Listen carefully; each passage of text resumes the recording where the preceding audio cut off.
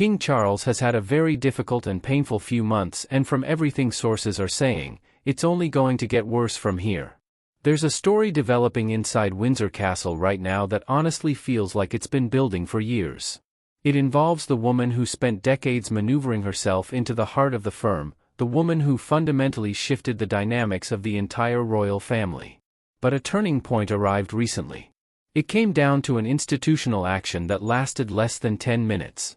Short, precise, and according to sources, the kind of conversation someone has when they've already made the decision.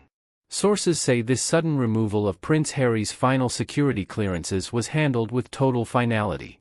Sources describe the move as a swift execution of palace protocol that left onlookers stunned. According to sources, the decision came directly from the top, bypassing the usual diplomatic channels. Sources suggest that call was just the first move in something much bigger. To understand why this is happening now, you have to look at King Charles and his absolute institutional duty. For decades, he chose personal loyalty and family peace, but his motivation has fundamentally shifted. Sources say the answer has two parts and you need both of them to understand what's actually going on here. The first part comes down to the fact that the king's institutional position has changed. King Charles now controls billions in crown assets. All of it under his direct control. No consultation required, no approval needed from anyone else. The moment he took over the sovereign position, certain names simply stopped appearing in official palace records. No public dispute, no statement, just gone. That decision sent a message that didn't need any translation. Royal commentators picked up on it immediately and noted it was causing significant ripples inside the palace. Sources suggest Prince William approved completely of this absolute drawing of lines. The second part is anchored to a deeply historical tragedy. August 31, 1997 will soon be 30 years since Princess Diana died in Paris. 30 years since her sons had to walk behind her coffin in front of the entire world. Charles is now 77, a monarch, a grandfather, and in his entire public life, he has never once made a direct statement connecting his private feelings about Camilla to his feelings about what his late wife went through. His actions have been making that statement consistently for years. Sources say the king reached a point where he was done. Done allowing institutional loyalty to override private conviction and security realities. He has access to something that is now making certain people inside Buckingham Palace genuinely nervous. There is a room at Windsor Castle called the Royal Archives. No tourists, no documentary crews, no public access. What it contains is the unfiltered, unedited, privately recorded history of the British royal family. Letters, diaries, internal correspondence, the written record of what was actually happening inside the institution during the most turbulent decades. What exactly is in those archives that certain people allegedly do not want surfacing right now? The broad strokes are already public knowledge. The divorces, the leaks, the media wars.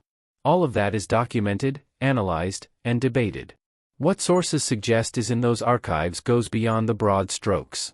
It's the specificity, the private contemporaneous written record of who knew what, when they knew it, who facilitated what, and how. King Charles has been using his structural control with a precision that people inside Queen Camilla's circle are only now fully appreciating. Access to crown events, proximity to official royal occasions, invitations that had previously been extended to members of her wider circle have been quietly withdrawn. Appearances where her family members had expected to be present have been restructured without explanation. Nothing that generates a headline on its own. Everything that adds up to something unmistakable when you step back and look at the full picture. When Camilla walked into Westminster Abbey for the coronation wearing the modified Queen Mary crown, it was a statement, a carefully chosen signal. But that crown will one day sit on Kate Middleton's head as queen. When that happens, the symbolic transfer will be so total and so unmistakable that everything Camilla's moment represented will effectively be overwritten. When Queen Elizabeth died, the late monarch held hundreds of royal patronages. The redistribution of those patronages among working royals has been ongoing since 2022. Sources suggest King Charles has allegedly been involved in certain patronage decisions in ways that have quietly shaped that redistribution, minimizing past influences. Look at the personal situation. Camilla sold Ray Milhouse. No press release, no lifestyle magazine feature, No carefully managed announcement, just a property that appeared on the market and disappeared from her portfolio. People do not sell their personal sanctuaries casually. They do not part with the one place that belongs entirely to them unless something has shifted fundamentally in how they see their own future. Right now, she moves through multiple royal residences as a matter of course. That picture changes completely when the reign ends. Properties pass to William. Buckingham Palace becomes William's primary residence. Sources suggest her likely inheritance consists of minor estates valued at approximately $10 million and a private trust valued at around $30 million. Significant assets by any normal measure, completely inadequate as a substitute for the position she currently occupies. She would go from queen consort with the full weight of the monarchy behind her to a dowager duchess, living in houses at the discretion of a man who grew up watching what she did to his mother. The wider family network is being dismantled. Past associates are gone from the sovereign payroll. Access to specific royal spaces is allegedly finished. The broader proximity to crown events is quietly narrowing. Sources suggest the king is dismantling it piece by piece with a patience and thoroughness that speaks to genuine long-term intent rather than temporary frustration. Even old controversial figures are being pushed out. Jeffrey Epstein's name appears in old social diaries from decades past. There is no evidence of criminal wrongdoing on her part, but the historical association is real and documented. Sources suggest Charles has made his position completely clear. Distance yourself from the past publicly and permanently, or accept the consequences. Camilla has not fully complied. She views ending old loyalties as both personally impossible and fundamentally unfair. Charles views continued defiance as evidence of exactly the kind of judgment failure that justifies his architectural cleanup. Music. The king made a phone call to his eldest son in the spring of last year that sources describe as one of the most difficult conversations between the two men in decades. Not angry, not accusatory, quiet and pained. He is a monarch dealing with significant health issues. He has maintained public duties with genuine discipline. But discipline is not the same as strength. He faces an impossible choice. Protecting old arrangements would mean telling William to restore access and privileges to those who have been frozen out. William would not comply and the king knows it.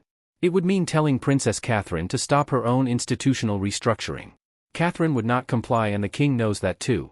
He is the man who conducted the affair that Diana described in terms of profound personal devastation. He is the reason that grief exists. How do you argue against your son's grief over his mother when you are the reason that grief exists in the first place? There's a version of this story that looks like revenge. William and Catherine systematically dismantling everything Camilla built as payback for what she did to Diana. And there's another version that looks like something more considered and more lasting than revenge. Sources suggest the second version is closer to the truth. Simple revenge would look like Camilla publicly humiliated, stripped of everything in one dramatic moment. That is not what sources describe the palace as building. Think about what Diana actually stood for, not the fairy tale image, but the real substance of what she did. She touched AIDS patients when the establishment was still treating the disease as something shameful. She walked through active minefields to make a political point about weapons killing civilians. She sat with homeless people and looked them in the eye and treated them as fully human in a way that senior royals simply were not supposed to do. She did all of this against the active resistance of an institution that found her emotional directness threatening and her popularity destabilizing. She was right about all of it. The institution was wrong. Now her son runs the day-to-day operations of that institution. Sources suggest William's modernization agenda is not simply good management practice. It is Diana expressed institutionally. The emotional intelligence she was told was inappropriate. The public accountability she was told was dangerous. The genuine human connection she was told was beneath the dignity of a senior royal. All of it allegedly being built into the architecture of the monarchy William is constructing. Catherine's contribution runs parallel. Decades of quiet, genuinely impactful work in early childhood development that represents a living argument against performative royalty. The exact argument Diana made and paid everything to make. Here is what sources suggest Camilla is slowly and painfully coming to understand. She won the battle. She got Charles. She got the title. She got the coronation, the tiara, and the seat beside the king. But the war was never about Charles. It was about Diana and what Diana represented and whether the institution Diana tried to change would eventually become something worthy of the price she paid.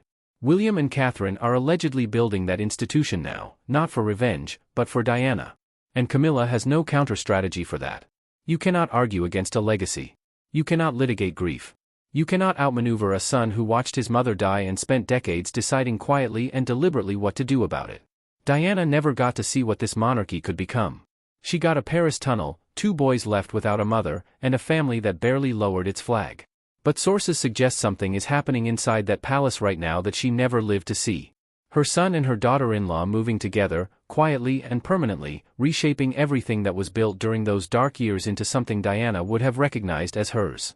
Not revenge, something better than revenge. Legacy. And that, more than any property dispute or payroll decision or symbolic tiara, is what sources describe as Camilla's darkest reality in decades.